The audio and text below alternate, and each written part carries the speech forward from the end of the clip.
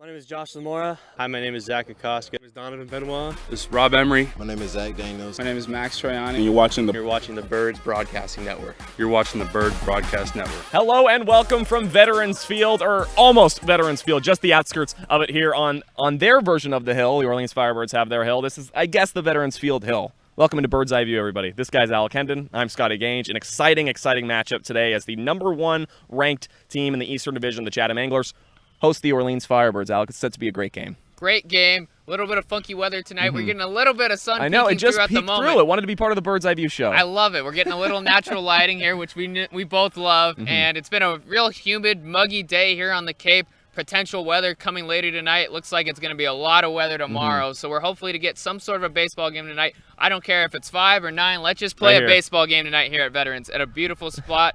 And Firebirds looking for that first win against Chatham this year. Yeah, they are looking for that first win against Chatham. Of course, 0-3 against the Anglers. The loss on July 3rd and 4th, and then the makeup game, that was this last Monday. All 3 losses and close losses, all one-run games.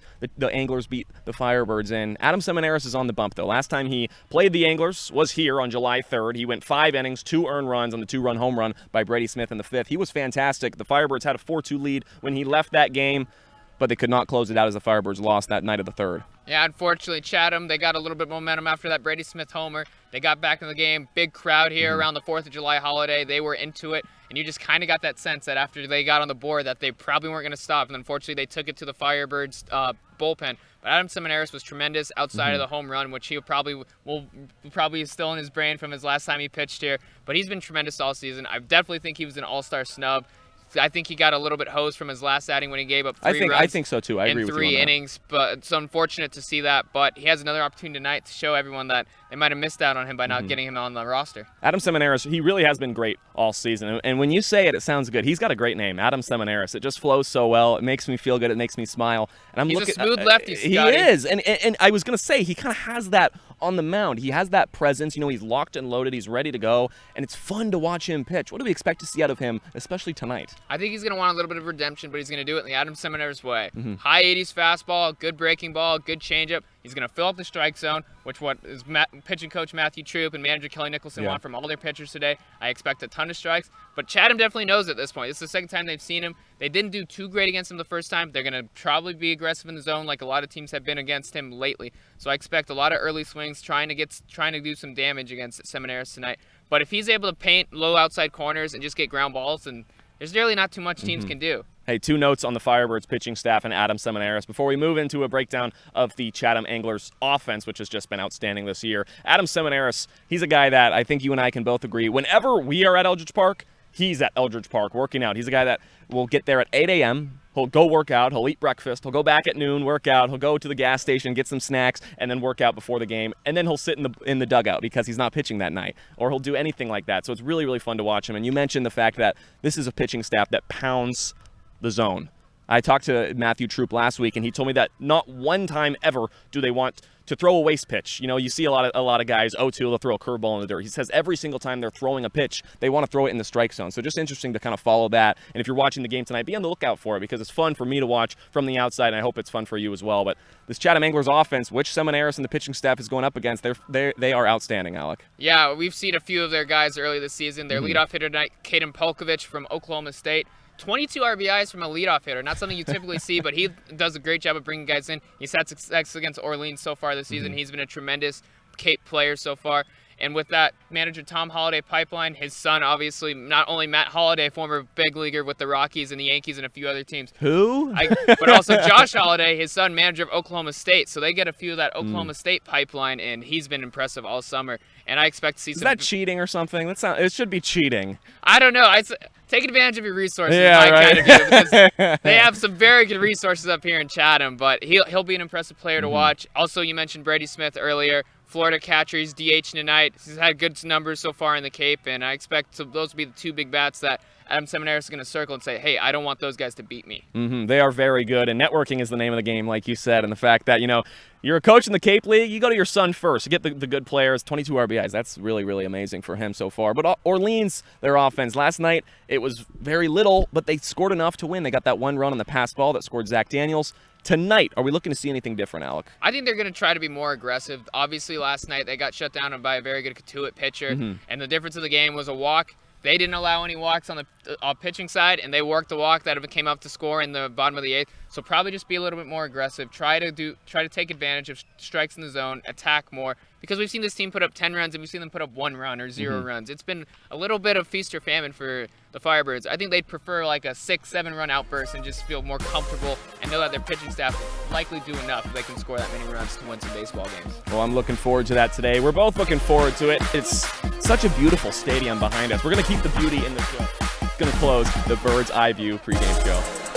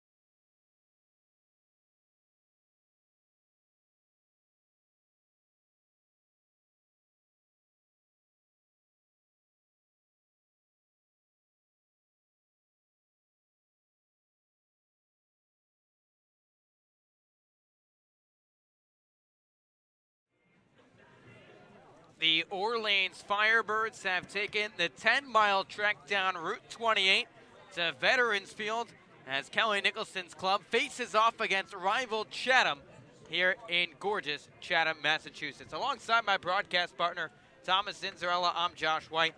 Thomas, things are heading in a positive direction once again for the Orleans Firebirds. Win number 15 last night for the Birds. That's more than all of last season. Yeah, it was a grimy type of win for the Firebirds.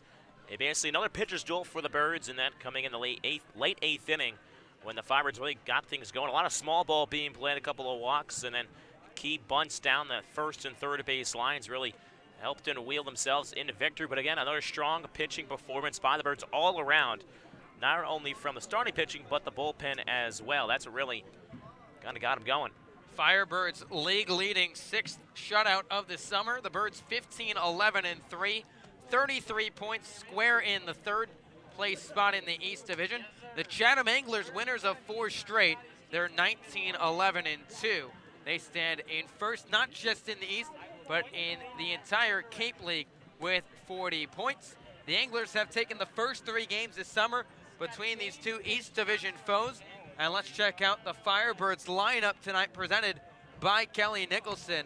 For the first time all summer, the all-Zach outfield. Zach Kokoska in left, Zach Daniels in center, and Zach Britton in right, with Raymond Gill back in the lineup at first, and Rob Emery behind the dish, catching Adam Simoneris. Ty Madden, the right-hander from Texas, will do the pitching for the Chatham Anglers, with the fog starting to come at Veterans Field. It's Madden's 7th appearance, 5th start. He's 1-1 with a 3.72 ERA. First pitch to Kokoska misses upstairs for ball 1. And we are underway at 7:03 p.m. Madden last pitched 6 days ago against the Falmouth Commodores. Just lasted 3 innings, 1-0. Fastball runs inside. It's 2 balls and no strikes. Madden 3 innings, 8 hits, 5 runs, 4 earned, 2 walks, and 3 Ks. Picking up his lone loss of the summer so far. 2-0 from Madden. Fastball chopped to the right side. Second baseman Morrill charging on. Trots to first base. Throw on the run in time for the first out of the ball game. Well, you mentioned the Chatham fog already here in the first inning. The weather's going to be an important aspect to watch here tonight. Expecting some thunderstorms later in this evening, rain throughout the whole night. And, of course, with humidity like it has been today, about 90-95% humidity from Veterans Field, it's going to be a little bit foggy here tonight. So fog already overhead, 74 degrees. First pitch to Zach Britton. Fastball right down the chute for strike 1. Wind blowing out of the southwest, 8 miles an hour, gusting towards right field. Madden winds and fires, 0-1. Changeup misses outside, and it's 1-1. Britton, the right fielder tonight for Kelly Nicholson's club. Rising junior out of Louisville. Hitting .283, 1-1. Fastball fouled back to the screen, and it's 1-2. Britton's been part of a resurgent Firebirds offensive squad that the last couple of games they've really found their rhythm at the plate. 15 runs against Yarmouth Dennis, picking up Kelly Nicholson's 350th win. Then 6 runs against Gatuit the other night. Britton has been at the top of that, especially against right-handers. 1-2 from the right-hander. Fastball hit to the right side once again. Morrill shuffles to his right, gobbles it up, sidearm throw to first, and there's 2 down. Let's give you the Anglers' defensive alignment tonight. The outfield from left to right. Caden Polkovich, Cooper Davis, and Kendrick Kalalau. The infield, Paxton Wallace at third, Jorge Arenas the shortstop, Huey Morrill the second baseman, Alex Terrell at first, and Saul Garza behind the dish. The battery mate to Ty Madden. Quick 2 outs at Veterans Field with the Firebirds and the Anglers scoreless.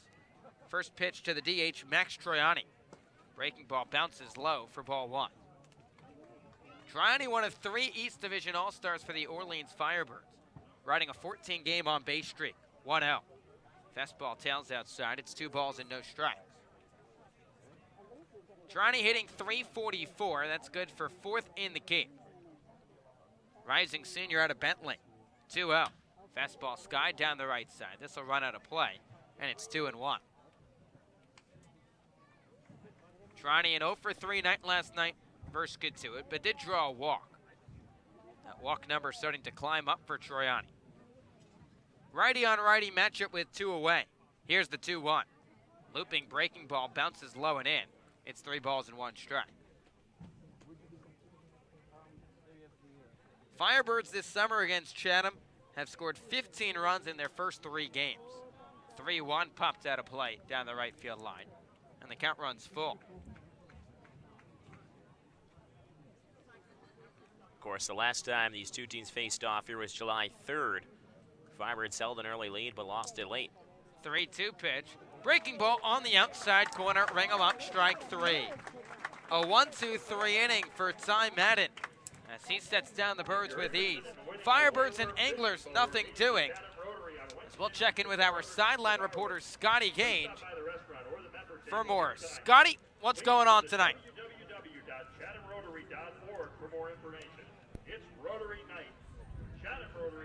here at Veterans Field. The Chatham Anglers and the Orleans Firebirds, the Cape Cod Baseball League, and the NCAA promote good sportsmanship by student athletes, coaches, and spectators. We ask for your cooperation and positive support of the participants and officials. Vanity, racial, or sexist comments or other intimidating actions directed at individual student athletes, coaches, or teachers. Happy day here in Chatham. I don't really know if we're going to get to be playing a full 9 innings, as I know you guys have talked about. We talked about in the Bird's Eye View pregame show. The fog's coming in. It's kind of a game. Is it going to go 9, or is the fog going to cancel this game? Is the rain going to cancel this game? It's dead. So we're just going to have to play that through. But a few things I noticed before the game as I was hanging out with Dougie. He's walking right by. Dougie, I'll talk to you later, all right? All right, sounds great. Me and Dougie were just hanging out, one of the Firebird faithful fans. These guys love to play pepper before the game. So it was Ray Gill going up against Noah Skiro, Chase Wallace, and I believe it was Austin Love. I think you guys can guess. Ray Gill absolutely dominated all 3 of them. They were playing pepper. I think Ray Gill got out once. The other 3 got out on the first pitch, and then Ray Gill just continued to dominate. So that was really fun to watch. And Adam Seminaris, he's a guy that's always just so locked in. I mentioned it in the pregame show when we were literally on the Bird's Eye View here in Chatham, this beautiful park. He's a guy that's just always working. Whenever any of us are at Eldridge Park, he's there working out, doing something to improve his game, and he's locked in. I know he's kind of here ready to ball out for the guys and get their first win against Chatham. You can see it in his eyes. You can see it in just the way he's warming up, at least especially right now, the way he's warming up for his first inning of work for the Orleans Firebirds. So it's going to be fun to watch him. It always is, because he, to me, brings a different presence to the mound that I have not seen out of many college pitchers. So he's really, really fun guy to watch. He's so serious. He's so ready to go, and he's just so mainly locked in. You can see it right now. I saw it when he was throwing his pregame bullpen with Matthew Troop and throwing to Rob Emery in the pen on the right field line. He's ready to go. I'm excited to watch, and we'll just have to see how it plays out, guys. You mentioned how locked in Seminaris has been this summer. He's set to make his 6th start. He's 1-0 with a 2.49 ERA. Faced this Anglers club here at Veterans Field on that July 3rd day. Gave the Birds 5 strong innings of 2-run baseball. So Seminaris, the southpaw from Long Beach State, heads out there for the Firebirds. And Caden Polkovich and this Angler squad will try and get the offense rolling. Polkovich, a switch-hitting left fielder from Oklahoma State, digs in from the right side. Seminaris towing the rubber, rocks the shoulders, wheels and deals the first pitch home. Fastball right down the chute for strike 1. Polkovich, 287 on the summer, 3 home runs and 22 RBIs.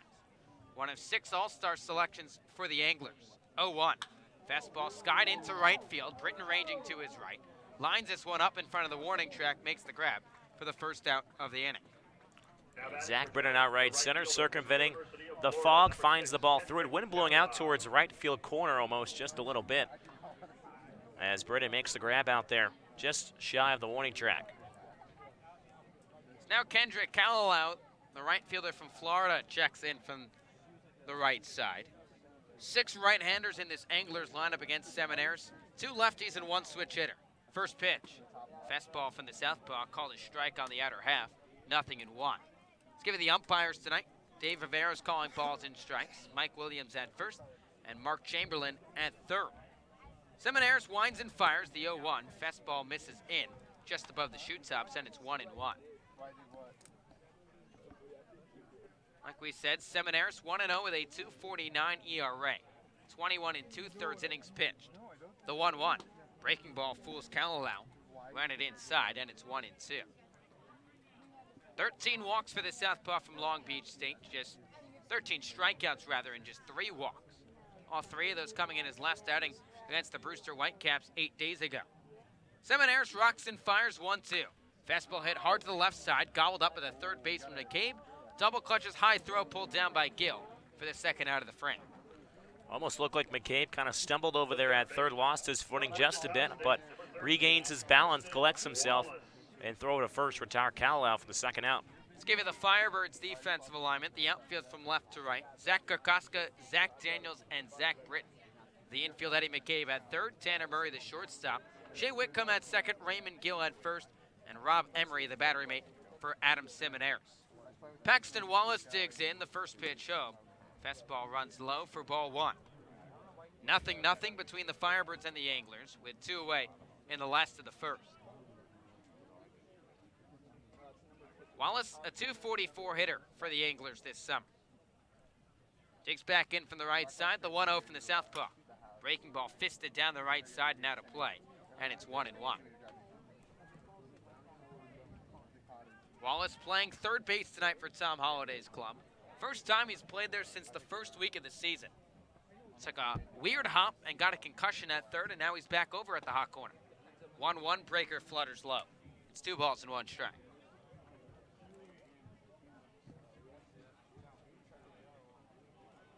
Seminaris hops on from the back of the mound. Gets the sign, a deep breath. Here's the 2-1. Breaking ball chopped to the right side, gobbled up by the first baseman, Gill. Runs it to the bag himself, and the side is retired.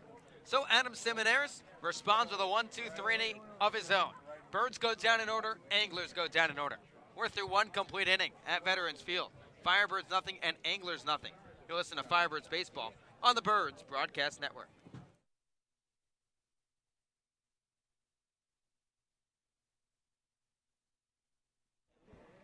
A big Chatham Anglers welcome to the Equinox Blue Ridge Camp in the Poconos. Let's hear it. Thank you for coming to historic Veterans Field for an Anglers game. Equinox Blue Ridge Camp in the Poconos. Rotary International is a global network of 1.2 million neighbors and friends who come together to make positive, lasting changes in the home and abroad, including the eradication of polio. Your local Rotary Club in Chatham supports Monomoy High School scholarships. Cape Cod Tech, the Cape Cod Bloodmobile, the Chatham Anglers, and many other projects.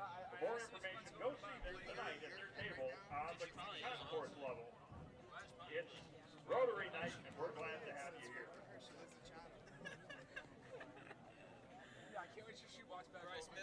Baseball Factory, which is proudly supported the A-League for 20-plus seasons, conducts baseball training tournaments and showcases at more than 1,000 events nationwide, providing players with world-class instruction and help with college recruiting. The Baseball Factory program leads to future success both on and off the field for players in both high school and middle school. It's never too early to start.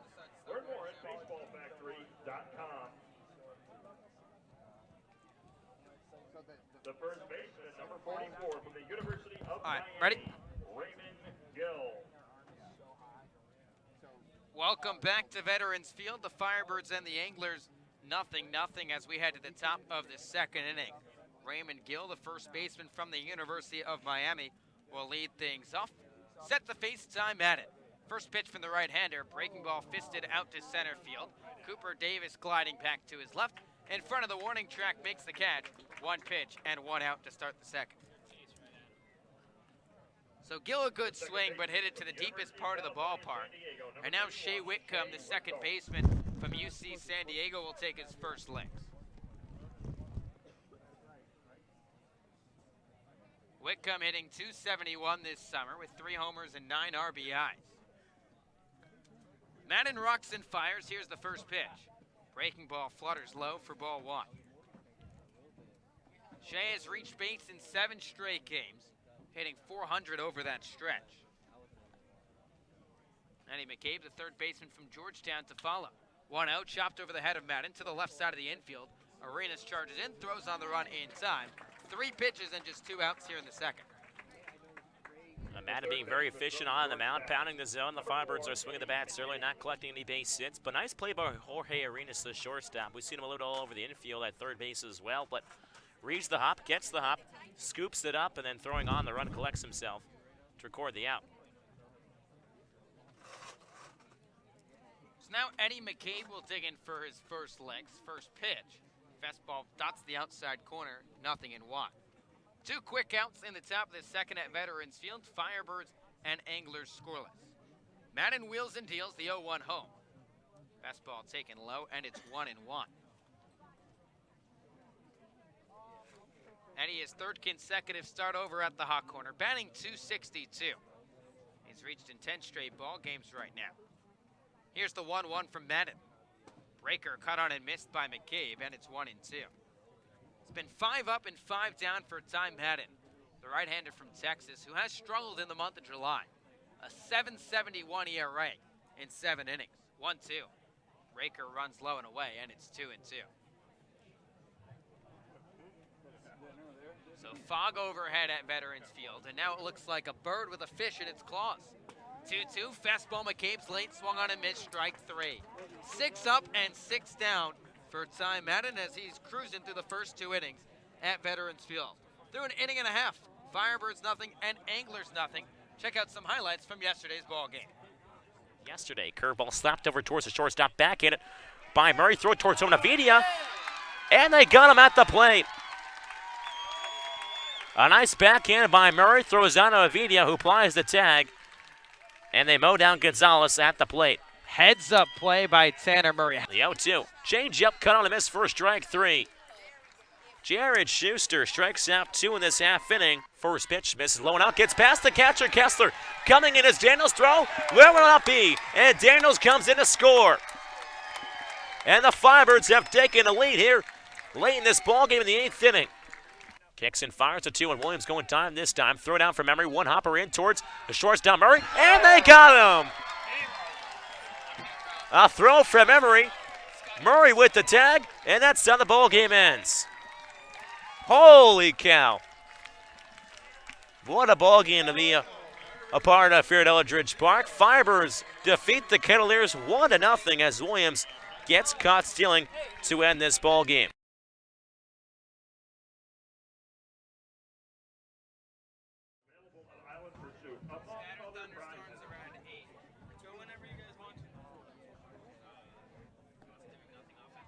Now batting for Chatham.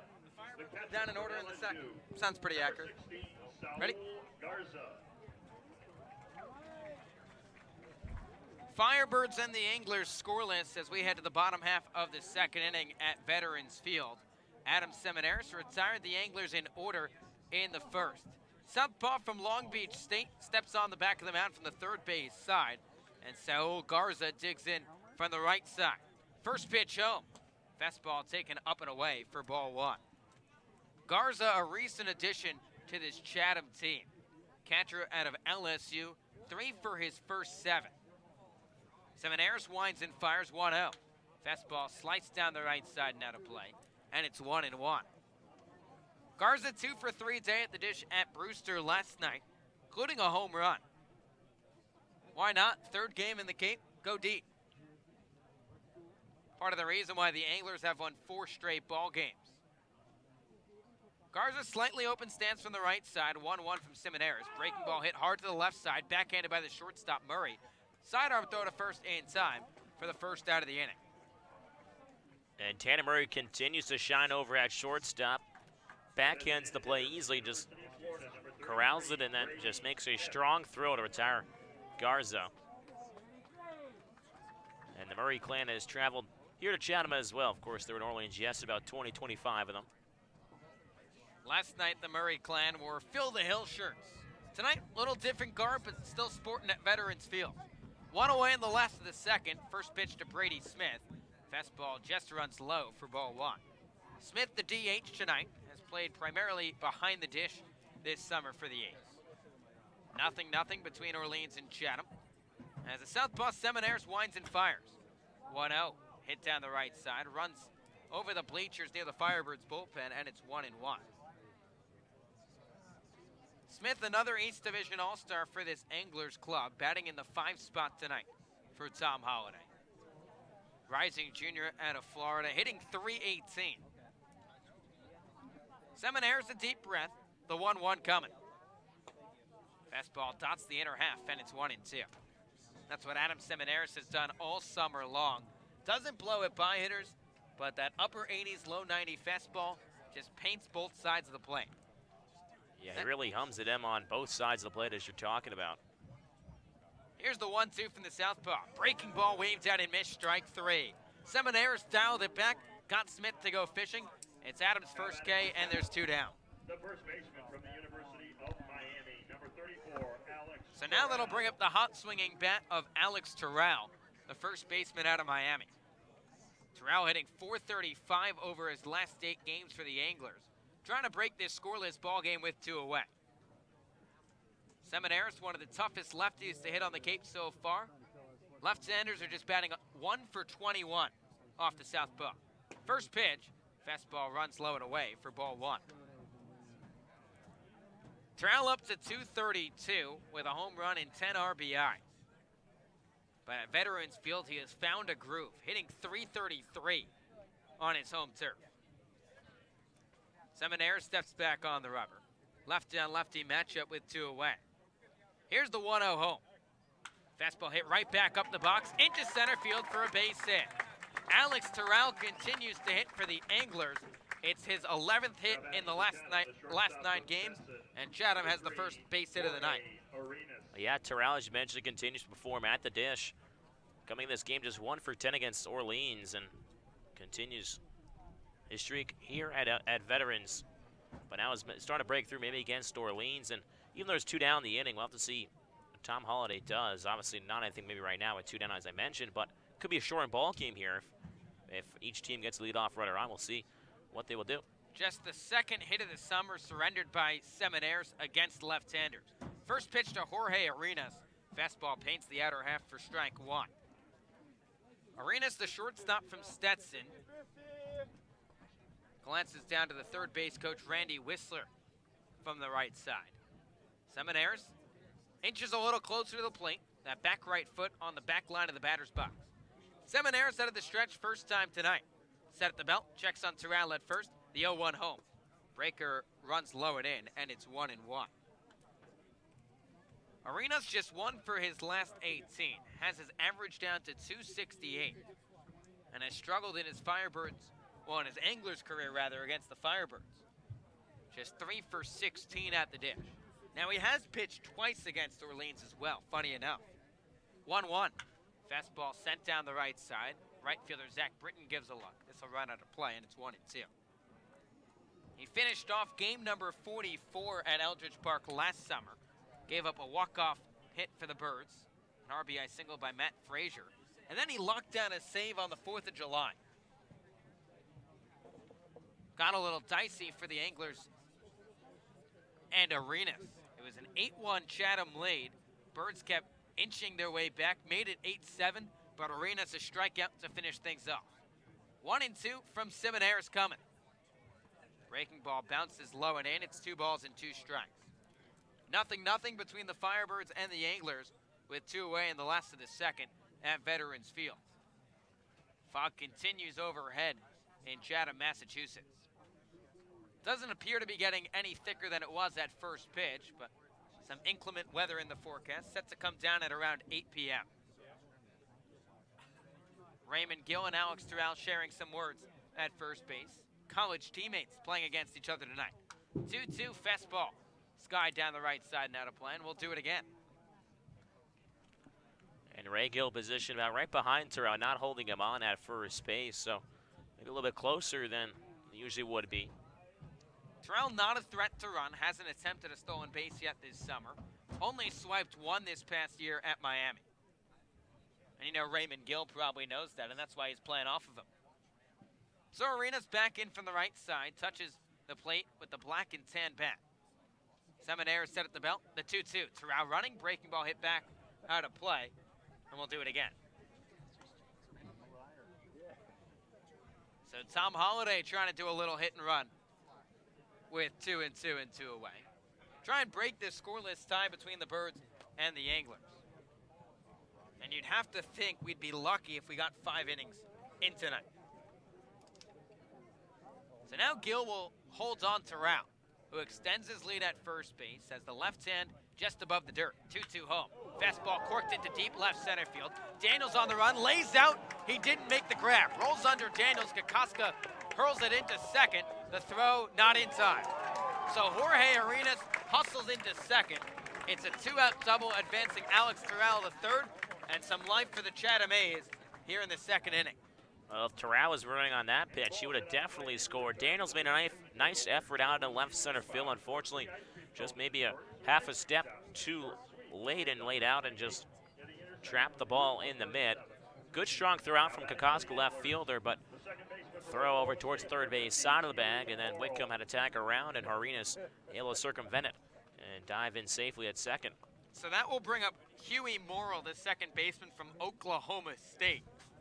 Morrill in a rut right now, just 2 for his last 25, but trying to break this scoreless ball game in the bottom half of the second. First pitch, fastball cut on and missed for strike 1. High heater from Seminaris blown right past Morrow. The 8-hole hitter tonight for Tom Holliday's club. Moore also 0 for 12 against left-handers this year. Still hasn't found a way to break through him.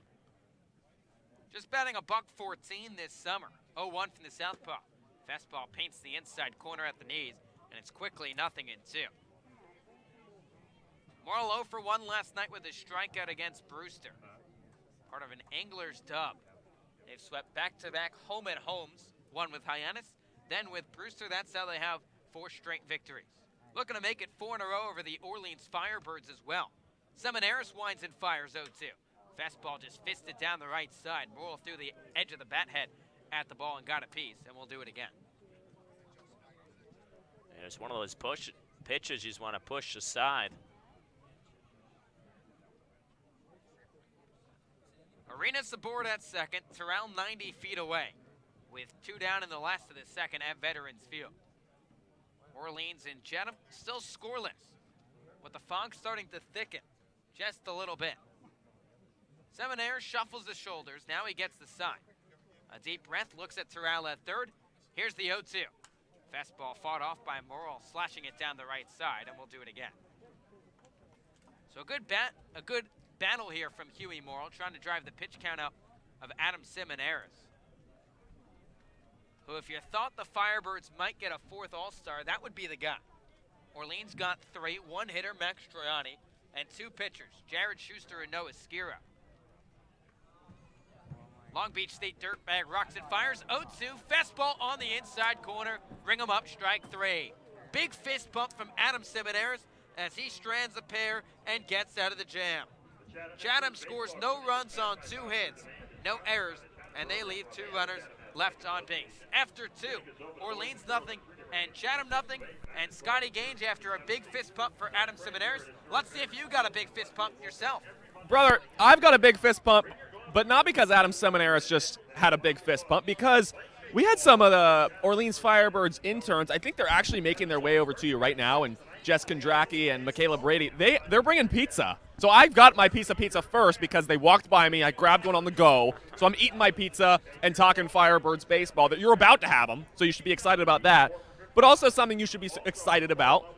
We've had 2 editions of Lunches with Kelly, Lunches with the Birds. They've been fantastic. The one that we had at Land Ho on Tuesday was so fun. It really was. Eddie McCabe and Josh Zamora came out, and they kind of just dove into their life of baseball. They talked to a bunch of young kids around the Orleans area. It really, really was cool. So that's going to be up on the same YouTube channel. You're streaming the broadcast right now. That's going to be up there by the end of the week, so that's going to be exciting. And next week, if you're in the town of Orleans, or you will be in the town of Orleans, Wednesday at noon at Cook's Seafood. We know our lovely social media manager, Eugene. He works at Cook's Seafood. I think he'll be there. I hope he'll be there. But also Kelly Nicholson and a few of the Firebirds will be there, and we'll get to do the same thing. We'll get to talk to them, get the inside scoop of the Firebirds, and just hear the lives and background through baseball of some of the Firebirds. So it's really, really exciting. Again, Land Ho, that's going to be up by the end of the week. And then next Wednesday at noon at Cook's Seafood in Orleans. Can't wait for it, guys. Thank you, Scotty, as always. And the Firebirds will try and snap time Madden, who has retired the first 6 Orleans batters he's faced tonight. Tanner Murray, shortstop from UC Davis, digs in from the right side. First pitch from the right-hander Madden. Fastball misses low for ball 1. It'll be 7, 8, and 9 in the inning for Orleans, with Rob Emery and Zach Daniels to follow. 2 innings, 30 minutes at Veterans Field, the pace that the Birds and the Anglers might need to get a complete ball game in. 1-0, Sky down the right side. The first baseman Terrell gives chase. Now Kalalau ranges over. This caroms off the light post in right field and back into play, but it's foul and it's 1-1. Well, you definitely know that maybe each manager for both sides maybe said something to their team. Said, hey, you know there's going to be rain coming. Let's try to play 5 through. Pitchers maybe working a little more quickly, and again, more chances maybe on the base paths and at the plate as well. So Murray, who's just batting .219 this summer, checks back in. Madden out of the winds up, the 1-1. Breaking ball sent into right field. Kalalau ranging in, lays out and makes the grab.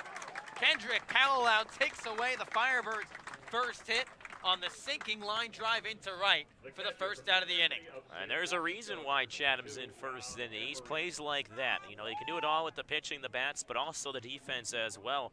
Cal, a more recent addition for the Anglers here in July, but making his spot out there in right field. A natural first baseman playing in the corner spot and showing off the glove. Now Rob Emery, the batter for the Firebirds. First pitch from Madden. Breaking ball misses in for ball one. Orleans nothing, Chatham nothing, with one away in the top of the third at Veterans Field. Catcher from San Francisco, batting .258 this summer. 1-0 from Madden. Fastball swung on, fouled back, and it's 1-1. Despite just the .255 average, Emery's starting to heat up. Rising redshirt senior, batting .308 over the last 6 games. 1-1. Fastball dots the outside corner, and it's 1-2. Rob came on last night for the Birds and played an integral part. A defensive replacement for the 9th inning, and threw out a runner attempting to steal second to win the ball game. 1-2, slap to the right side, past the dive of Huey Morrill into right center field for a base hit. So after the Birds almost had their first single of the night, Rob Emery picks up the first knock, and the Birds have a 1-out base runner here in the top of the third. And again, as I mentioned earlier about maybe the rain impending now with just one down, Emery over at first base, Daniels now at the dish. You want that top of the order to come back around and just try to manufacture a run. Get on base any way you can in this ball game. And hope that you can get 5 in and come out on top. So now Zach Daniels, center fielder from Tennessee, steps in. First pitch. Breaking ball hit to the left side, through the hole into left field for a base hit. Back-to-back hits for the Orleans Firebirds on back-to-back pitches, and a little third inning rally for Orleans at Veterans Field. Well, Zach Daniels, a guy that came as a pinch runner in last night's ball game, went 2 for 3 back in Katuitt. That resulted in a tie at 6. So now going 3 for his last 4 here in the last game and a half or so. So Zach Daniels starting to heat up, and the Birds 8 and 9 hole hitters getting on. 2 on with 1 away, with the Firebirds trying to break this scoreless tie at Veterans Field. Anglers right-hander Ty Madden trying to get out of this jam, just like Adam Simoneris did an inning and a half ago. First pitch to Zach Kokoska. Breaking ball above the letters, called ball 1. Kokoska bounced out his first time up, hit it right at the second baseman, Huey Morrill, for the first out of the ball game. Zach just batting a .111 this summer with runners on base. 1-0. Breaking ball bounces low. It's 2 balls and no strikes. Kokoska 4 RBIs this summer in 22 games. Manning left field tonight. He's played all over the outfield for the Birds and even got an appearance on the mound. Daniels aboard at first, Emery off of second. And the Birds trying to scratch across the ball game's first run.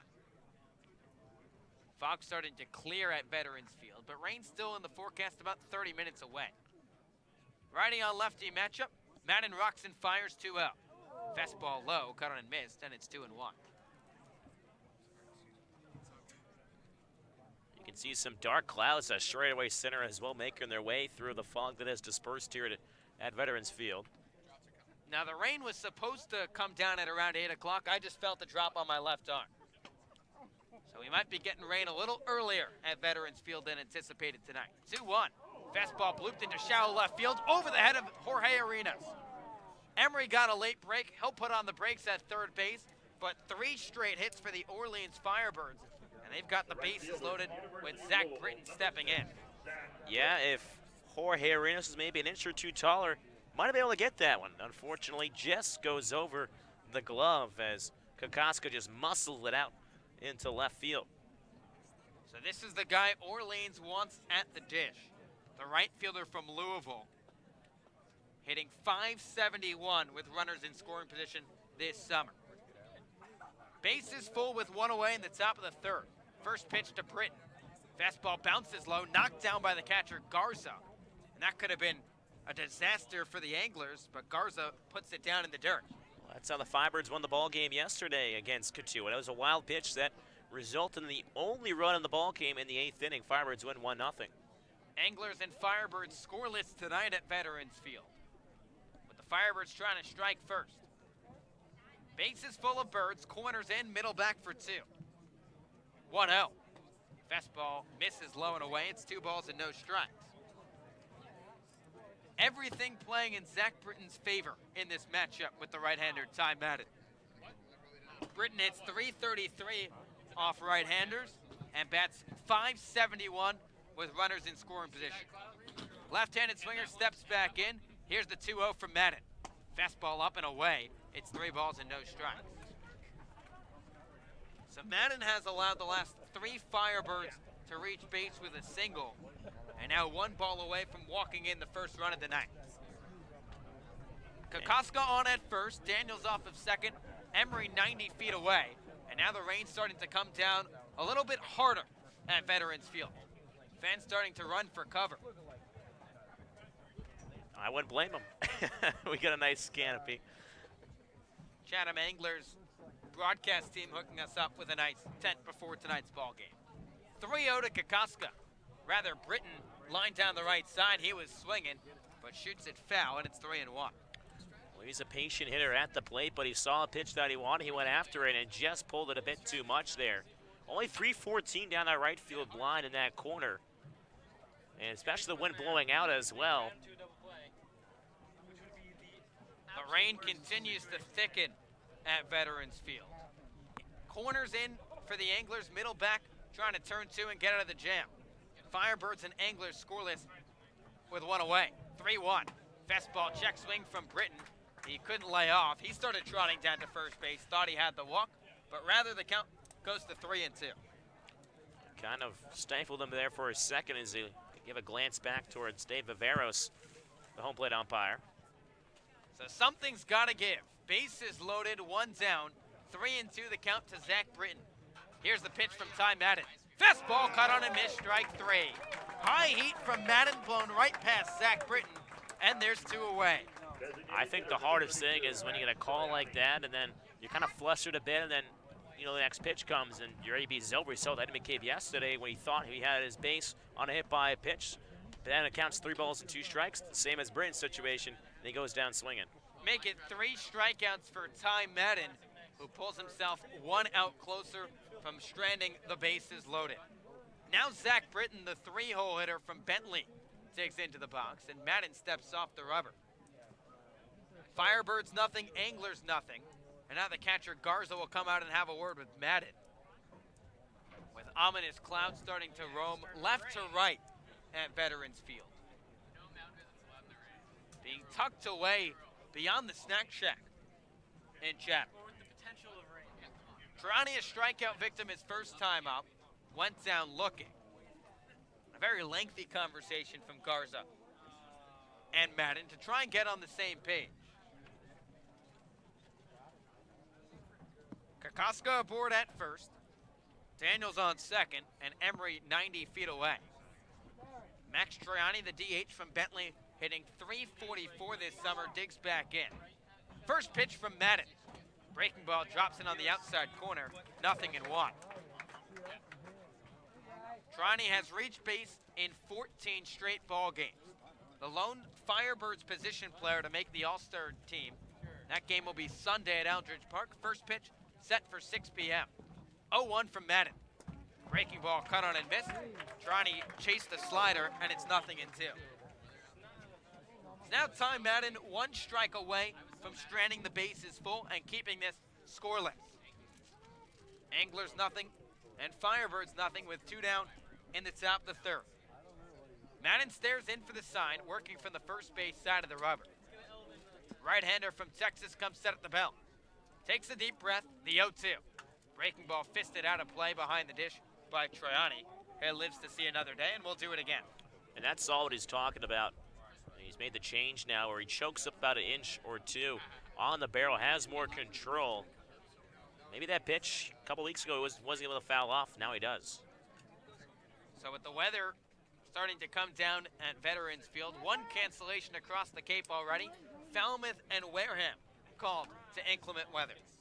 0-2 to Troiani. Here's the pitch. Fastball just misses low and away, and it's 1-2. So Troiani trying to break this scoreless ball game. Orleans has the bases full, and Max, who has 9 RBIs this summer, looking to try and break it open. 1-2 the count. Here's the pitch. Breaking ball sent out to center field. Davis on the run. He's charging in. Slips, slides, and can't make the grab. Emery's in from third. Right behind him is Zach Daniels. And putting on the brakes at first base with a 2 RBI single is Max Troiani, and the Birds have the lead. It's 2-0 here in the top of the third. Well, you thought that the ball was just going to hang up just enough here in center field for Cooper Davis, but the wind actually shifted within batters from Britton to Troiani. The wind was blowing out before on Britton, and then the wind started to blow in. So the ball is going to be blowing away from Cooper Davis now than it was earlier in the inning.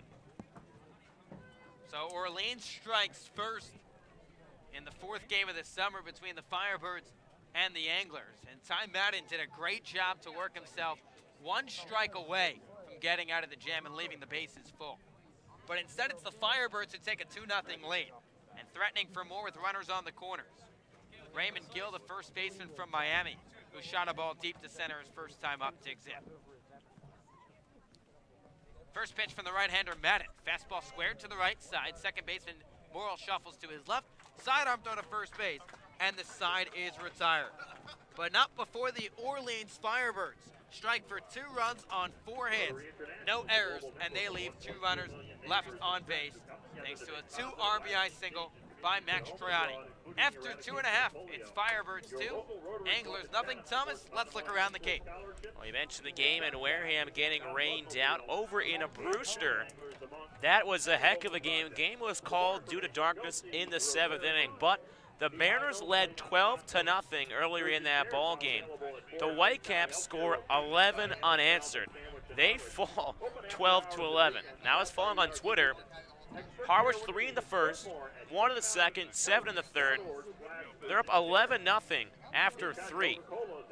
Brewster puts up a 6 spot in the 4th and a 5 spot in the 6th. Harwich scored their other run in the 5th. 12-11 ball game. If you like hitting, you should have gone to that game at Stony Brook Field. 12 hits apiece. We'll have to take a deeper look maybe in that 7th inning if they had maybe the tying run on. And looks like it was a 1-2-3 inning, so unfortunately not for them. But the Whitecaps fall in a heartbreaker at at Stony Brook Field. Again, that's another important game here on the Cape just because of the position in the standings. So now Cooper Davis, who was unable to make the sliding catch and take away that 2 RBI single from Max Troiani, will lead off the last of the 3rd. Orleans 2, Anglers nothing. Adam Seminaris back out there for the Firebirds. First pitch home. Davis shows bunt, pulls it back on the breaking ball. That misses low for ball 1. So the rain continuing to come down at Veterans Field.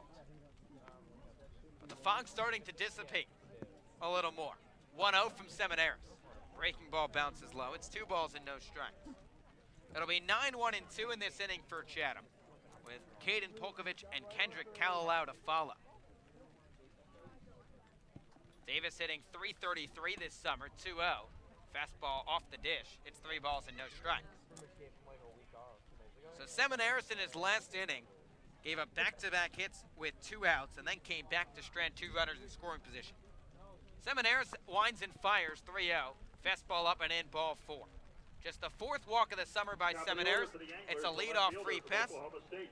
And the Anglers, a leadoff base runner in the 3rd. Well, that's exactly what you want if you're Tom Holliday after yielding 2 runs in the top of the half of this inning. Get the top base runner on, and Cooper Davis with some speed as well over at first. So now Caden Polkovich, the switch-hitting left fielder from Oklahoma State, will dig in for the 2nd time. Seminaris out of the stretch, first pitch. Fastball tipped into Emery's glove for strike 1. Polkovich flew out his first time up and has struggled against southpaws this summer compared to when he's batting from the left side. The switch hitter, originally from Oklahoma, just bats .231 against southpaws.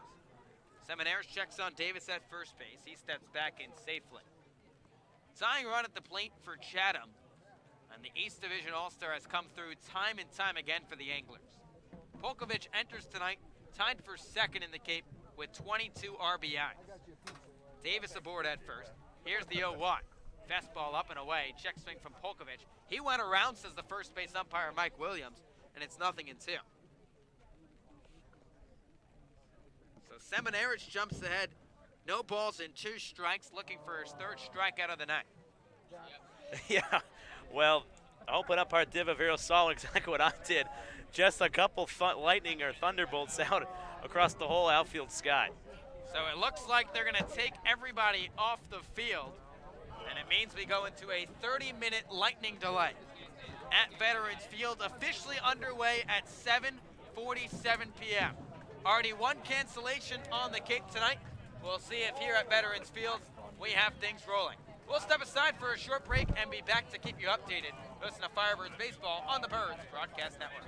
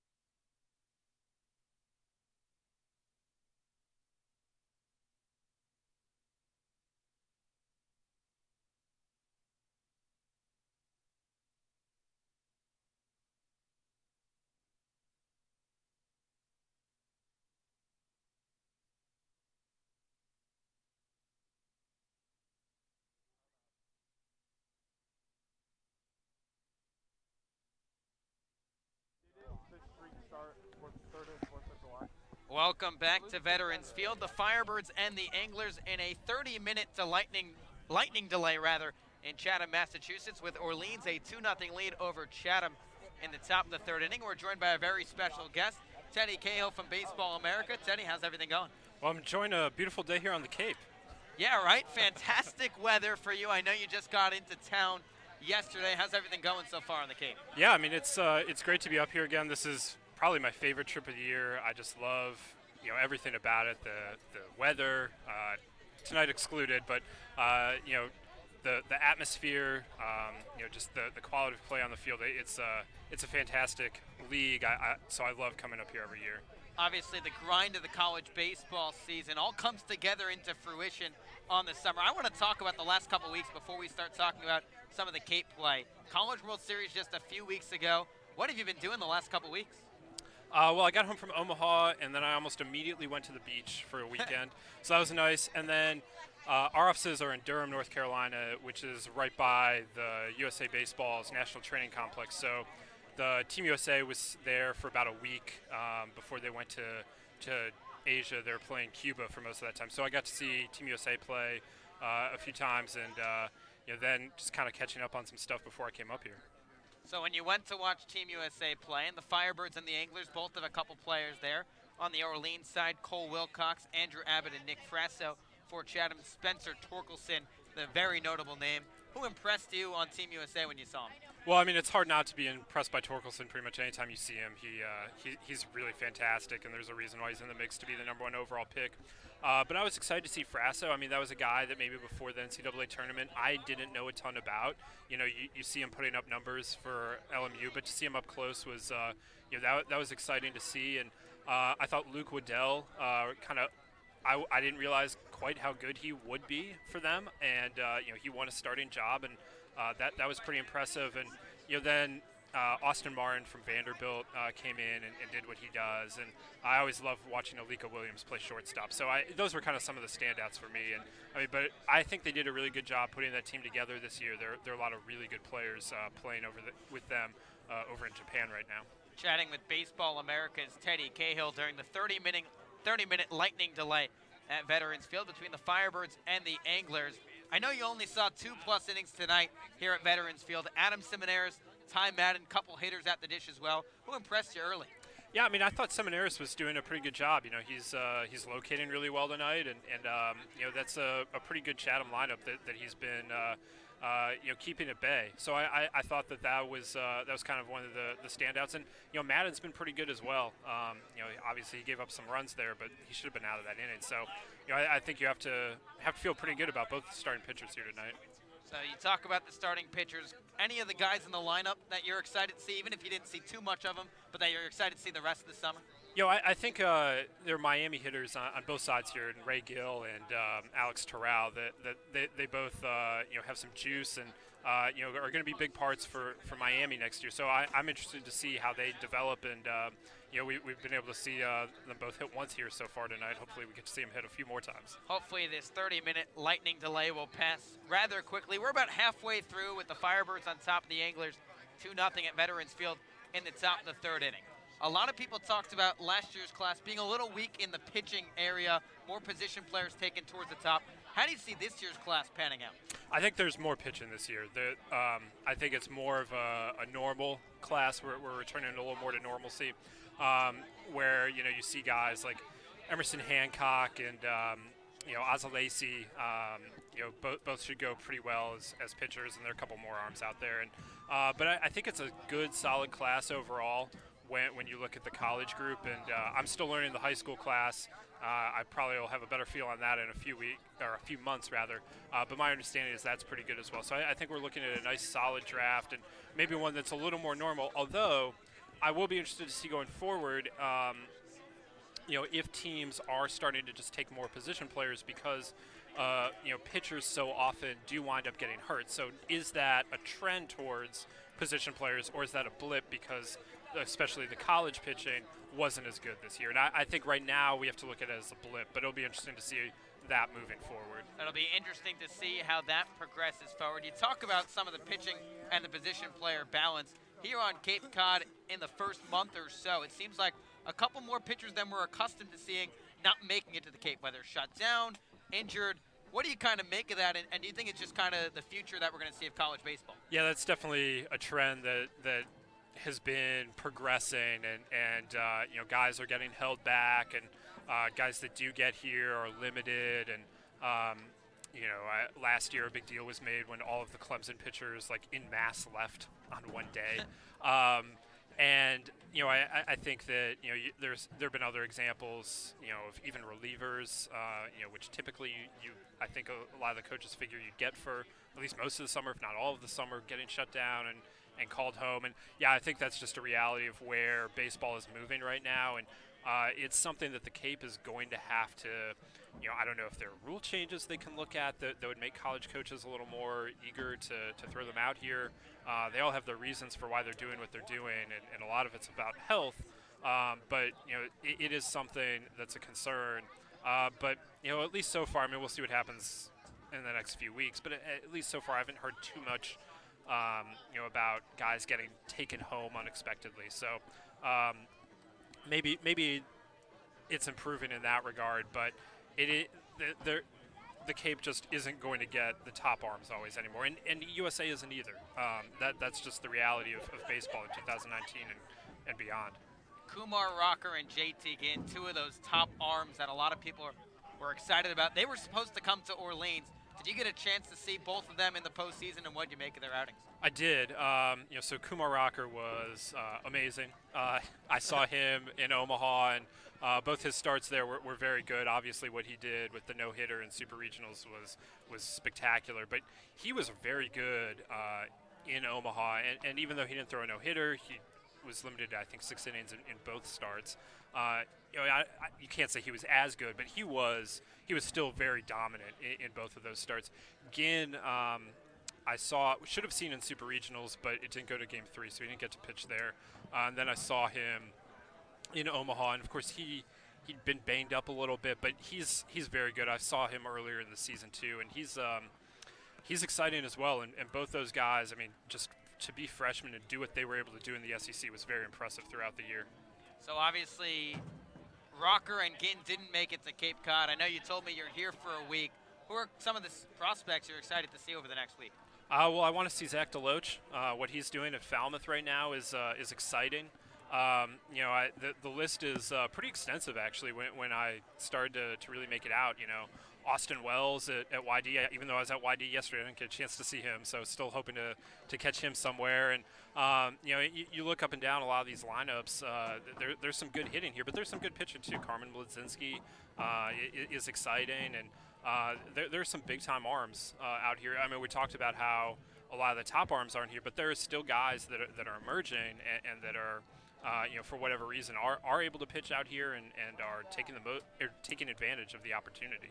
Teddy Cahill from Baseball America talking with us on the Birds Broadcast Network, with the Firebirds leading the Anglers 2-0 during a lightning delay at Veterans Field. Couple more before we let you go, Teddy.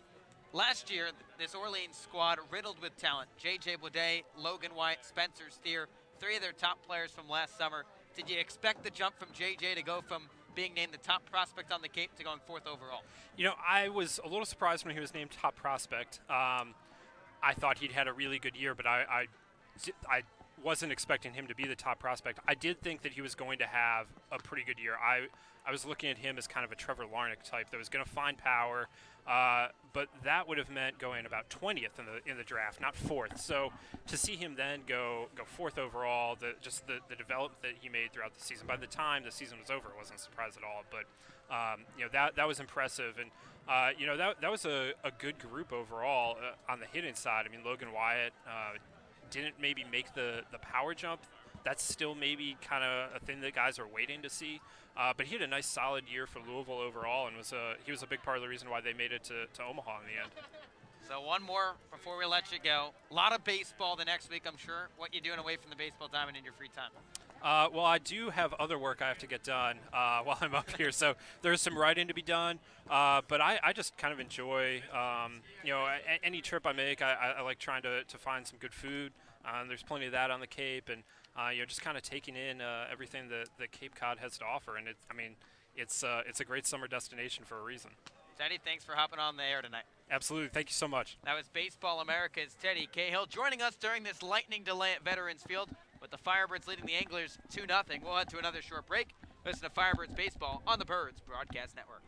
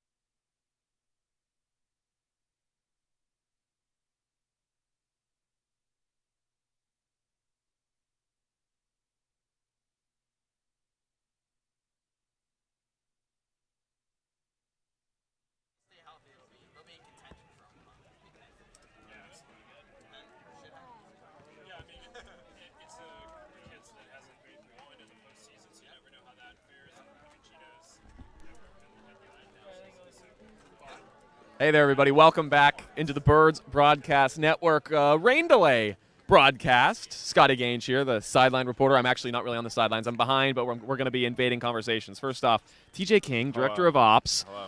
We've got some time to kill. Yes. I think you know more what's going on here. What's the situation we've got? Well, there was lightning, so we're in a delay now. Well, I know that. Yeah. Come on, tell me the deeper side of it. Well, the umps looked into center field and saw a nice lightning bolt. Okay, get out of here. Hey, Ty Oranger, MLB Scout Liaison, through 2.5 innings. It's been a good game, 2-0 Firebirds. From your angle, what have you seen so far? I really like the way that Seminars is locating. It's been the way he's been doing it the whole year. I think that I'd be surprised if Kelly actually brings Seminars back out after how long this delays happens. Kind of could screw up the whole entire plan for games going forward. Hey, you've got a gray jacket on. You know if it rains a little more, that jacket is just going to look ridiculous. Yeah, it's true. You caught me off guard there, but you're right. You know, I don't plan ahead. You plan ahead. You plan ahead. Well, I actually you're wearing didn't. a dark red shirt though, so isn't it the same? I did not plan ahead. This is the only. I did not bring a rain jacket. And you're wearing light colored pants, so if it rains, it's gonna look like it's gonna look like you made an accident. I wore these. I know. Oh no, it could be very bad. You're right. I wore these in Hyannis, and it looked really bad. So Ty won that one. All right, Bryce Johnson, you're out of the producer's chair. We feeling all right? You got the bucket hat on, away from the rain? Yeah, a little bit. Just kind of waiting this thing out right now, seeing what's gonna happen. You know what this kind of reminds me of? You ever seen the SNL skit where it's the Super Bowl show and the lights go out and they're just kind of, back to you, Dave. Back to you, Carl. No, I haven't seen You that. gotta watch that tonight. I gotta look it up. Yeah, I guess no. Yeah, no. That sounds like it's hilarious, though. I'll definitely take a look at that later on tonight. But yeah, no, it's kind of just chilling out, seeing what's gonna happen. Hopefully, we're back to baseball in a little bit here. Hey, we haven't really gotten to chat with you mostly during the game, so I would like to continue kind of hear more of your side. I know what it is, but for the people that are still with us here in the Firebirds family, Bryce Johnson, he is the biggest worker behind everything, and we don't get this beautiful voice on air more. So how's the season been for you, Bryce? It's been pretty crazy. Full disclosure, I didn't know what to expect coming in, but it's been fantastic. I've learned a lot. It's been a great summer for me. And just hoping for a long playoff run for the Firebirds so we can keep it going. So we can get more baseball, right? Yeah, love the baseball. Love the baseball. All right, Bryce, I know the home games you're a little more Mr. Do-It-All. The radio games, you're running the broadcast, you're running the scoreboard that everybody sees, which I know they love so much. You're playing the videos in between, coordinating with all of us. And then at home, you got to run the camera, too. The camera is hard. I've played with it a little bit, but that's difficult. How long did it take you to really feel like, you know what, I got this now? Because you have it now. I'll tell you when I find out. No, it's kind of, I tried to line up the camera to have the best possible shot, of what's going on. So if there's a runner on first, I'm a little bit wider. I have the runner at first in case of a stolen base. It's, I'm still learning. I'm still trying to figure out what's working with that because we've had, we had a lot of road games to start the year. But, yeah, I'm certainly getting better with it. And I have my good games. I have my bad games just like the players do, honestly. But, when I'm able to be consistently smooth and whatnot with that robotic camera, I know I had a good night. You do. It looks good. Whenever I watch it back, after the games, I get to watch the camera. Yeah, you do a good job, man. You're doing good. Yeah, no, it's a lot of hard work, and a lot of hard work, and I make you guys look good. So He makes us look great. You look and sound great, so it's all worth it. Bryce Johnson, he's the real MVP for those hanging out. Bryce, I'm going to continue my walk, get everybody, but a bit about Bryce Johnson. He's fantastic. He's just finished his sophomore year at Franklin Pierce University. We're going to get Drew Lane on the broadcast in like 20 seconds. I have to hype up our guy Bryce because he's been working. As you all watch, I know you watch the camera at the home games at Eldridge Park. It doesn't just move by robotics. It's him. It's really hard. It's a weird joystick thingy that he's figured out and done a really good job of. Oh, we're not going to get Drew Lane on. He's not really feeling all right today. Drew Lane, why are you not feeling okay? Sore throat. Couldn't. I'm not on my A game today. I can't be on the broadcast. Got to save it for a rainy day, is what they always say. But it's a rainy day, and I'm not on my game today. Sorry to disappoint. Wow, you sounded good though. He sounded okay, but he doesn't want to be on the broadcast. There's a lot more. I'm telling you, this is a bad day. Just wait for a good day. We'll wait for another day. Not a good day. This is kind of what happens when you're just jumping in and out of the broadcast. Alec Hendon's here. He's grabbing some paper bags out. Alec, walk with me. There's too much commotion over here. The Firebirds family that's still on, they're listening in. It's a rain delay. You're from Arizona and San Diego. I think if you watch the Bird's Eye View pregame, postgame show, you say it all the time because you're proud about it. Rain is falling from the sky, and the baseball is not allowed to be played. What in the world? Yeah, we saw a little lightning strike out by center field, and the umpire smartly said, all right, let's cool things down for a half hour. But in that time, I was able to run to Cumberland Farms, a nice little Massachusetts establishment, and I got some bananas and some sunflower seeds. Essential, Scotty. I'm a banana a day guy, and I didn't get mine today, so I had to make sure I did that. Hey, that a baby. So I welcome the delay, but let's make sure we play 5 today. Let's get a baseball game in because it's starting to dissipate a little bit. But the only negative of that is getting very muggy, and it was especially muggy today, and I'm not a huge fan of that. But, that's the only thing I really can complain about here on the Cape, and that says a lot of the great things that we got out here. So let's suppose we're going to play the hypothetical game. There's no baseball today. There's a few more lightning strikes. The Firebirds can't play the Anglers. What happens next? They're out of off days until the end of the year. So what happens after that? Well, so the two teams, they'll play the 30th or the 29th and the 30th, I believe, and one of them will be here. So I'd assume they just do a doubleheader that day, a couple of 7-inning games. So that would be my expectation because you are right. The Firebirds are out of off days until the postseason. Ugh. We're looking forward to July 31st for a nice little day there. But until then, they play on that day? I think they could. I think they'll do everything, to avoid that because I think everybody will want an off day before the postseason begins. But it is indeed an option because I do think there's a good chance we don't play tomorrow because as bad as the forecast might look now, it looks equally worse tomorrow, if not worse. I seriously did not even think about – I forgot about tomorrow and the fact that I'm it's sorry supposed to to bring rain. bad words. I'm sorry. Boo, get out of here. No, thanks, Alec. Really appreciate the time. But I will boo you as you walk away. Boo! So, again, the Firebirds kind of just standing around right now. There's a few guys going to take some swings and get back into the action. But everybody's just kind of playing the waiting game because if another lightning strike comes, then, well, it's 30 more minutes. So we're at the back end of the 30-minute delay here. The Anglers team and the Anglers, their field team is actually taking the tarps off of the pitcher's mound and off of home plate as I'm speaking right now. 2-0 Firebirds again. We're currently in the bottom of the third inning. Adam Seminaris has pitched fantastic so far. He's given up 2 hits in his first 2 innings. And there was no outs when he was out there in the third when the lightning strike. But he looked good all day long, and it was really fun to watch him go so far today. We're going to get our guy Thomas Cinzarella on because he, as always, watches the game with a different angle. So, Thomas, I'm going to call him over. Thomas, we're going to talk with you. We're going to talk some baseball because things are actually looking like the Firebirds might get back into the baseball game today. 2-0 Firebirds. Through the first 2.5 innings, what's something you've taken away? Well, the Firebirds collected base hits together. It's something that we've seen on and off throughout this Cape League season. And, got the bases loaded and a clutch base knock by Max Strong. Unfortunately, Cooper Davis in center couldn't come up with the catch. But, that was a positive sign. Seminaris has been good on the mound so far. He's ahead in the count 0-2, so there's an 0-2 count. 0-2 count. You know, that's a positive sign from the trend. So he worked his way out of the jam too, where he got a big punch out. As Josh mentioned in the broadcast, he was fist bumping. He was happy about it. You know, shows you emotion, shows you he's positive. So I cannot wait to see what Semineris can come back. Now it's gonna be interesting though. If we do come back, do we see Semineris on the mound? And same thing for Chatham, because 30-minute rain delay. That's a 30-minute sit-out. You know, most Major League games, when there's a rain delay, they usually bring in someone from the bullpen. So that might be Semineris' end of the night then, unfortunately. So it looks like I see somebody out in the bullpen right now warming up. Can't really see exactly who it is. I think it's David Steele if I can see his hair flow. But, yeah, Semineris, that's something, you know, you're just going to have to wait and see to find out if that's true. Normally I'd be on that, but I'm with you guys chatting about this all. So I'm actually going to make my way down there. Let's try to figure this out. So, Thomas, we'll walk and talk to the bullpen. We don't have any binoculars, I don't think. Why didn't you bring the binoculars, Thomas? I don't know. We got to go to, like, you know, I saw some kid with a Toy Story 4 shirt, so we need, like, the binoculars from there, you know, in Andy's closet or something. You bring them up and, you know, said, hey, binoculars, I need you. Okay, something that we got to bring onto the Birds Broadcast Network, which would be really cool. We get one of those, like the Jack Sparrow has, like the pirate thing. Oh, yeah. I know, big Jack Sparrow guy, I can tell you. I love Jack Sparrow. It's like an extended monocle, and they go, whoop, and they bring it out there. Noah Skiro's walking by us. Thumbs up, you feeling all right? He says feeling good. You can only feel so good when it's raining and you're on a lightning delay, and it's just a whole lot of nothing. Most of the crowd has left here at Veterans Field, which is beautiful, but people say that Veterans Field is nicer than Eldridge. Eldridge is nicer, and I will stand by that. Well, Scott, I'm glad to hear that you're going to stand by the organization in New Orleans. I have to say it's a close one. I'm not going to rank them because I don't want to be biased or I don't want to hate it. But I have to say these are my two favorite ballparks, Eldridge and Veterans. I think a lot of people are in consensus with that as well. All right, we made our way to the bullpen.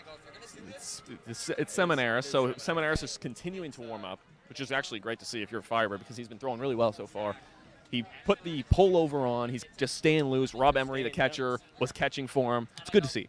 Staying warm, staying dry. That's what the name of the game is out here. I'm at Troop having a word with him.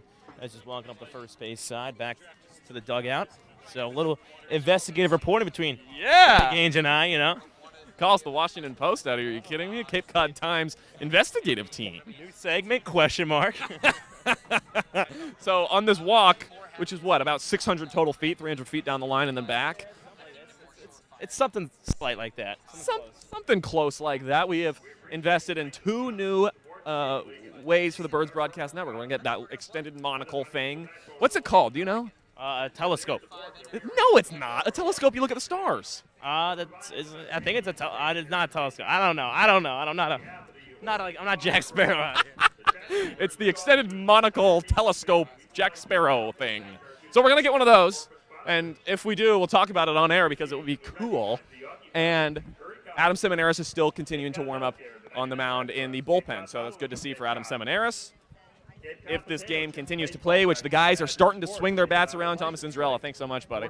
The guys are starting to swing their bats around, but did hear some thunder, so it's a whole lot of unknown, to be completely honest with you. But Jess Kondracki is here, and Jess is a game day intern with the Orleans Firebirds. She actually brought pizza today. Talked about it after the second inning, and I said how great you guys were that you brought pizza. Where'd you get it from? We went to Carmine's. It was fantastic. Tell me about Carmine's. Oh, it's a cute little place. Michaela can tell you more about it. She's more of a local here than I am. All right, then I'll talk to Michaela Brady, another game day intern, about Carmine's Pizza, and then we're going to get into Jess Kondracki and talk with her about the Firebirds. But Michaela, Carmine's pizza was good. So the pizza's really good. I've actually gone there ever since I've come to Chatham, and normally I get a piece of pizza, come to the game. It's a great way to spend your day, you know. And I just love the atmosphere here as well as back home in Orleans. So yeah. Orleans and Chatham are like connected. What? Aren't they like connected? No. They're not? No. It's close. It's close. It's close. It's a good drive. It's easy. It's not a big deal. But I had my eyes closed when I was driving here. Shopping, you know. Oh, good shopping here. Good shopping for sure. Yeah. Okay, so there might be some Firebirds families coming out here, and they just heard, wow, that Michaela Brady, the game day intern during the rain delay, she wanted to go shopping. Where'd they go shopping? Okay, so you can go downtown. One of our favorite boutiques is Beach Bum Surf Co. Jess got a new shirt today. I've got a lot of stuff there. They have good bathing suits. Yep. Don't sponsor me. That's cool. Fantastic. Beach Bum Surf Co. They should have paid us for that or something. That's a good advertisement. But, hey, now the fun thing is that we're sending it back to Thomas and Josh because Adam Semineris is back on the mound. There's a baseball player. All 9 of the Firebirds are out on the field right now.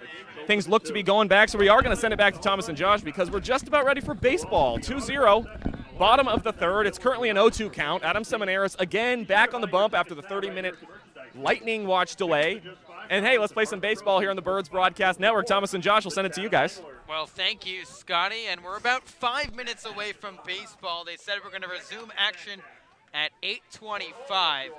So Seminaris back out there for the Birds with a 2-0 lead. And we'll head to a short break here on the Birds Broadcast Network.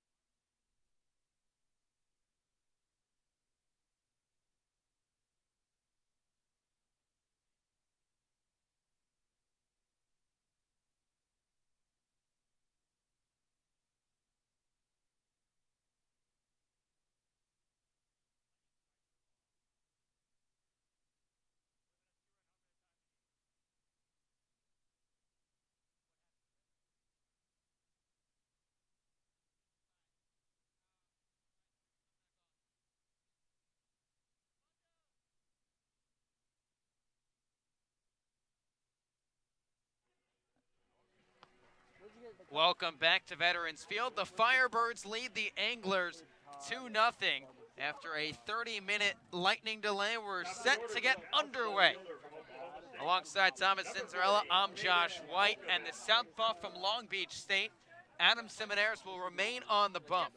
The Anglers have a runner on first, nobody down, and the leadoff man, Caden Polkovich, behind in the count, 0-2. So Seminaris hops on the rubber, third base side. Southpaw trying to get the first out of the inning. We went into a delay at 7:47, and 37 minutes later, Seminaris a deep breath. Ruxin fires the 0-2, will be held up, and he'll check on the runner at first. So we're officially back underway after a 37-minute lightning delay.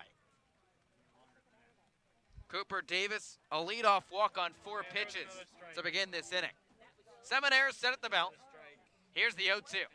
Fastball skied out of play, and we'll do it again. Rain's still falling in Chatham, Massachusetts, as the majority of the fans at Veterans Field have left the ballpark. And it's going to continue raining until tomorrow. So we will not lighten up here at Veterans. The diehards and the lifers still out in full force, but the Anglers on top, or trailing the Firebirds 2-0. The 0-2. Fastball popped right side into foul ground. First baseman Raymond Gill near the Firebirds dugout makes the one-handed grab for the first out of the inning. And Gill is feeling for the fence, almost just about 1 or 2 steps away from that fence on the first base dugout. Makes a good catch down there. And Scott and I were talking about Semineris. Well, he's going to come back out or not, and he did come back out, as now looks like they're going to pull him off again. So they are going to take them off the field. We got one more batter in and some more lightning. Lightning delay number 2, 8:26 p.m. So we had a 37-minute hiatus, and now Adam Semineris and Cooper Davis chatting, and this is almost comical at Veterans Field. Yeah, you know what? If we go through 2 full lightning delays, we'll have sat in longer for a lightning delay than the ball game has been played. So the players will trot off the field once again. Again, you need to play 5 complete innings for a complete ball game. The Birds lead the Anglers 2-0 with 1 away in the last of the 3rd, and we'll head to a short break on the Birds Broadcast Network.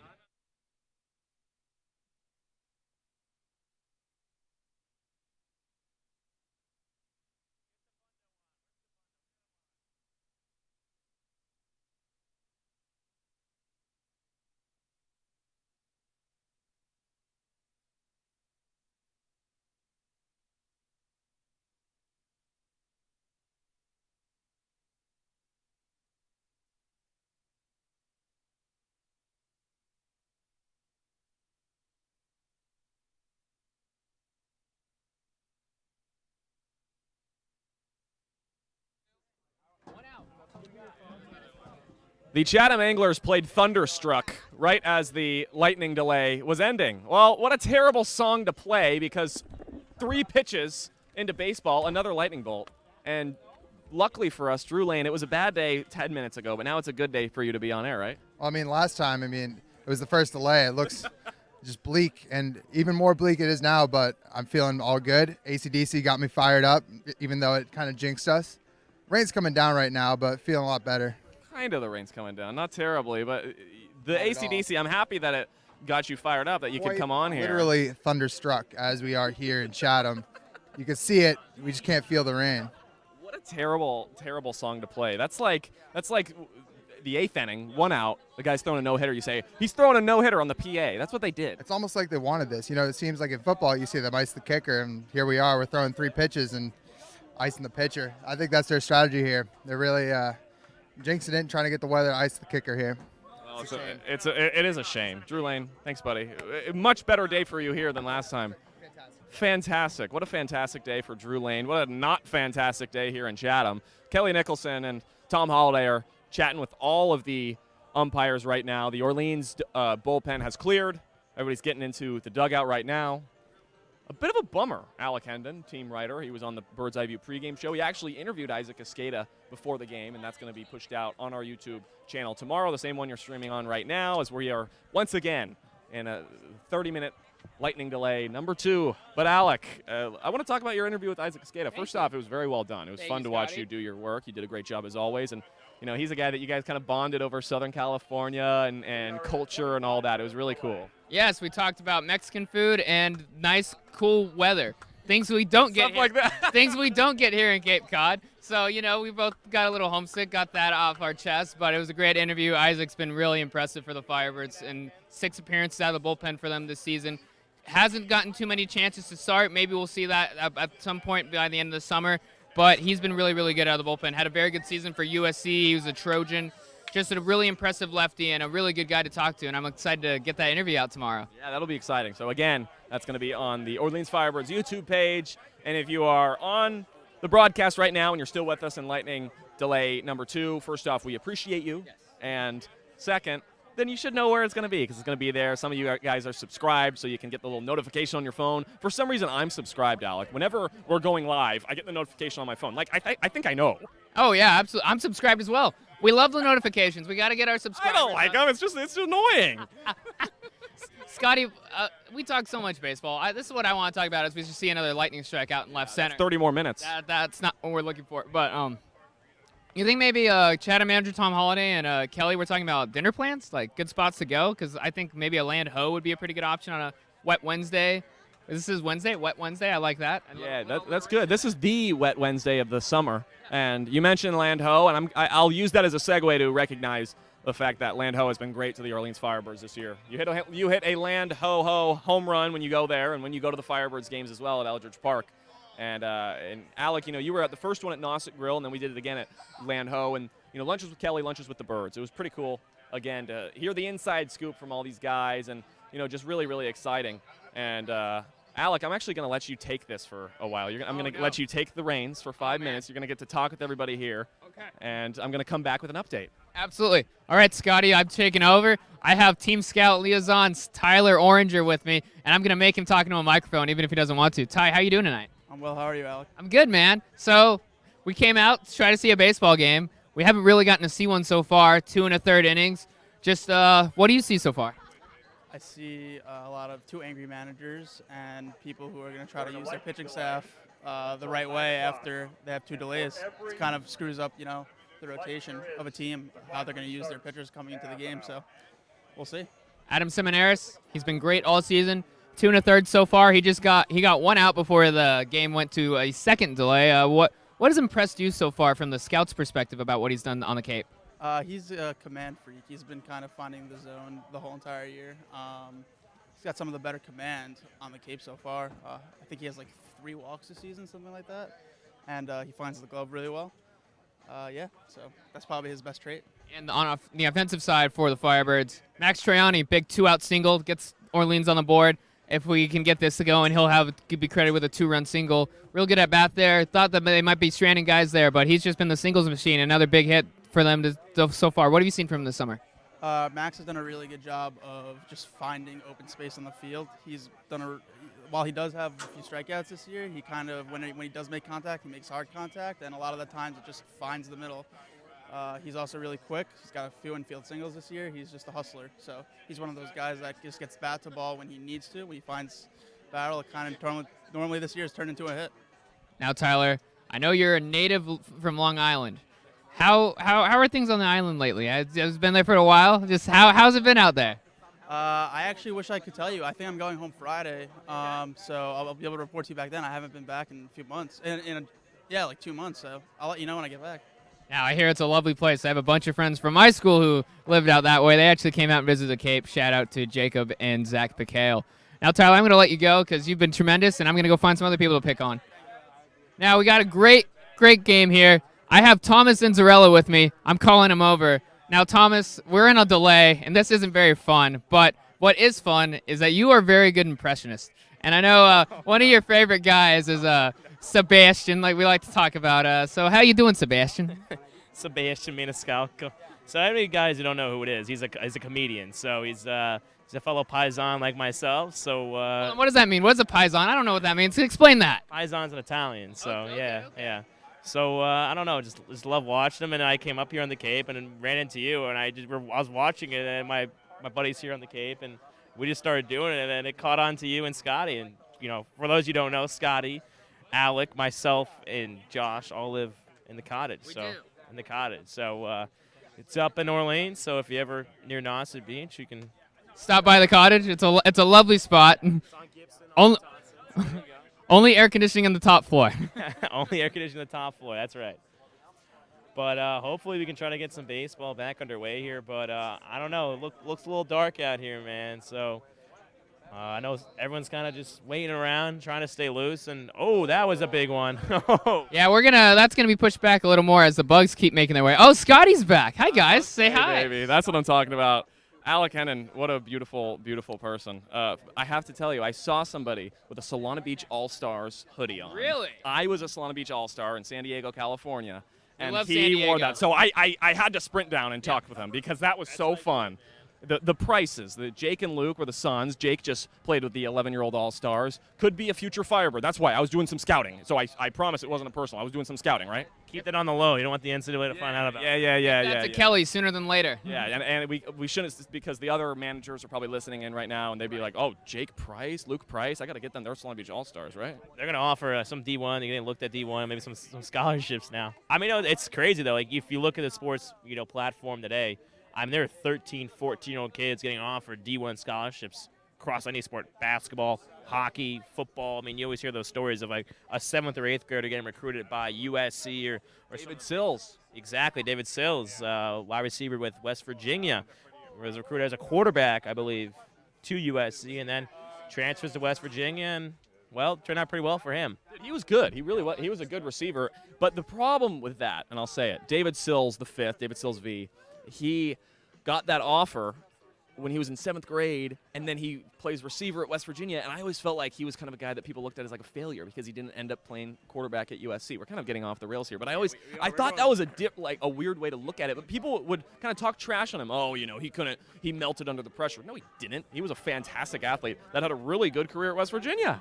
I mean, I think he did. I mean, anyway, it doesn't matter, how he starts, how you finish, and he finished on a good note and a good career. So, I mean, honestly, I give it to him. He kept grinding away, and it's like sometimes here on the baseball dime, guys start off on a slow, they're high tied out of high school, and then they go to a high D1 school, and unfortunately they have a rough freshman sophomore year. Maybe they just need to change the landscape. But you see it all across all D1 sports, and sometimes it works out, and sometimes it doesn't. But most of the time, it feels like it does. It really does, and it's interesting to think about it that way. Thomas Inzarella, thank you so much, buddy. We're going to go from one broadcast team to the other. Cooper Boardman, you've got the Chatham mic. We can interview each other on the same thing. Wow, has that ever been done before? All right, Cooper, it's been a fantastic year on the Chatham Anglers A's extra broadcast team. Like that. You having fun? Oh, having a blast. And you know what? You can say anything you want about the fog here, about the rain. I have. Tonight. Yes, I'm sure you have. It is not foggy, which is fine. Last year, we were here last year, Josh and I, and we had 7, 8, 9 fog outs. Only one so far, and just a little bit of rain tonight, so I can't complain. And that was early, that fog out, wasn't it?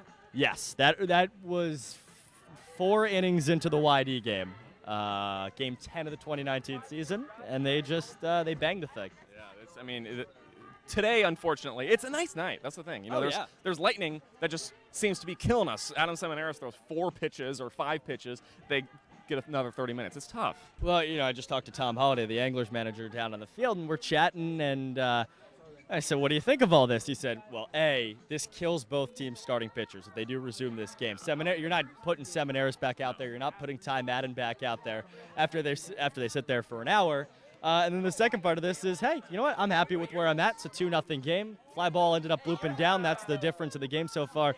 Bottom line is both these teams want to play because Orleans has to play on Monday. You guys don't have another off day for the rest of the summer. Yeah, that's right. Sure.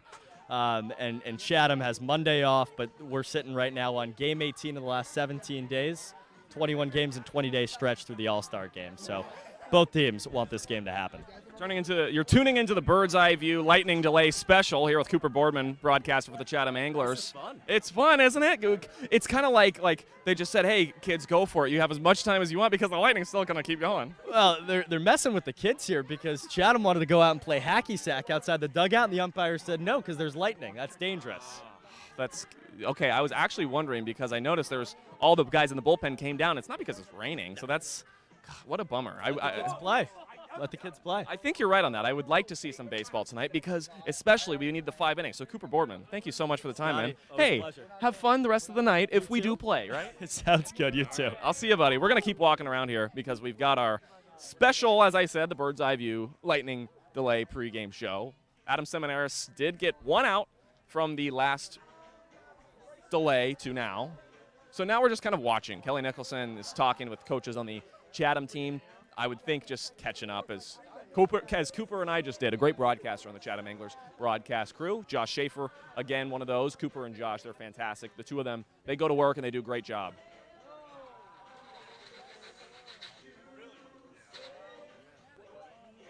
Again, 2-0 here. The crowd has gotten destroyed, to be completely honest. Not many people are here right now. We are going to take a quick break here from the Bird's Eye View Lightning Delay Special here on the Birds Broadcast Network.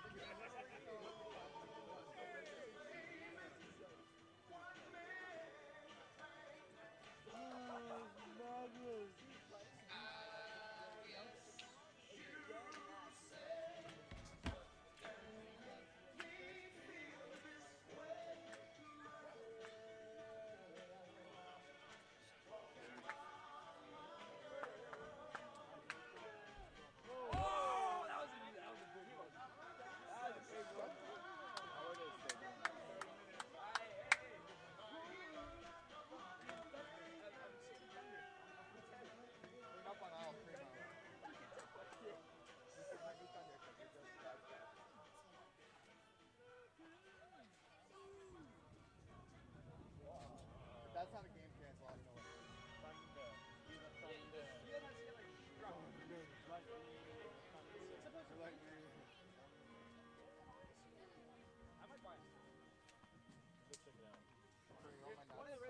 One of the coaches bought a hat.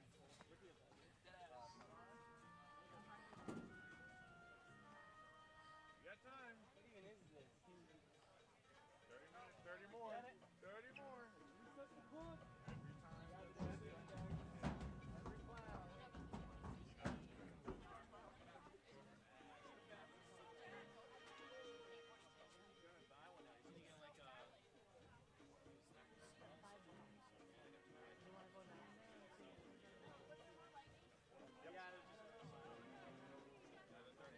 That's the guys that get a ball with you. Leave it. Say, hey, can I have a ball? So me and my friend.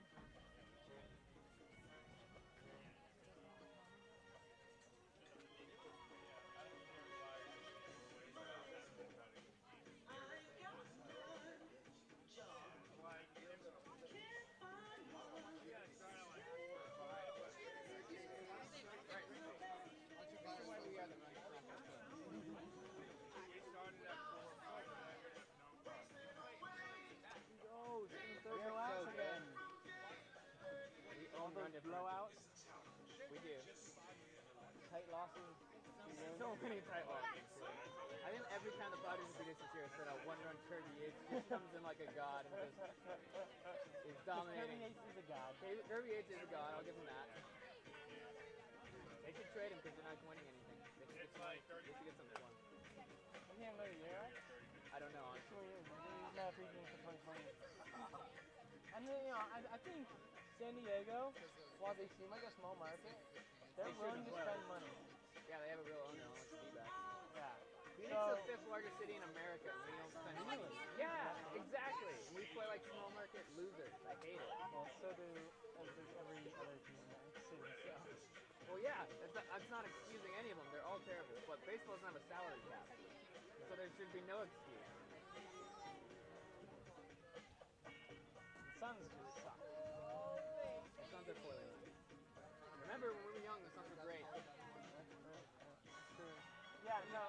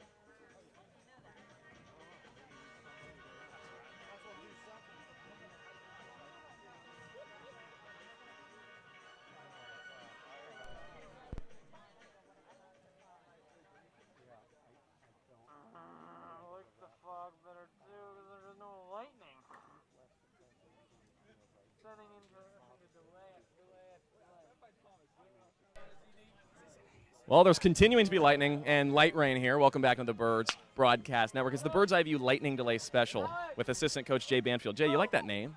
You know, you're always very creative, Scotty.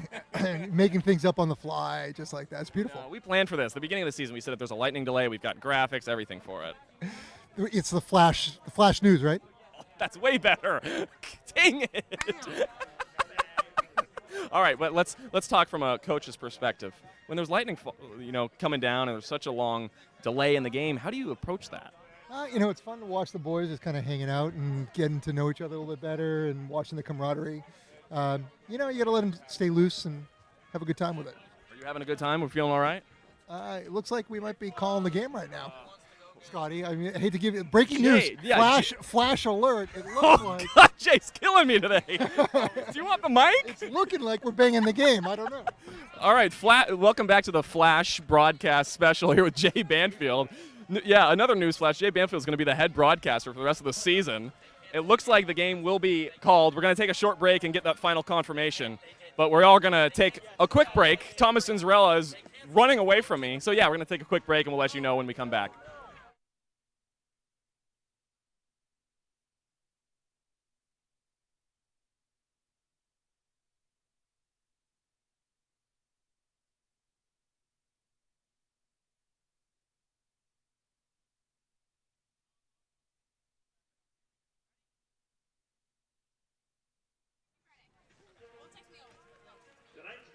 Welcome back to Veterans Field. Tonight's ball game has been canceled between the Orleans Firebirds and the Chatham Anglers. Orleans had a 2-0 lead in the bottom of the third.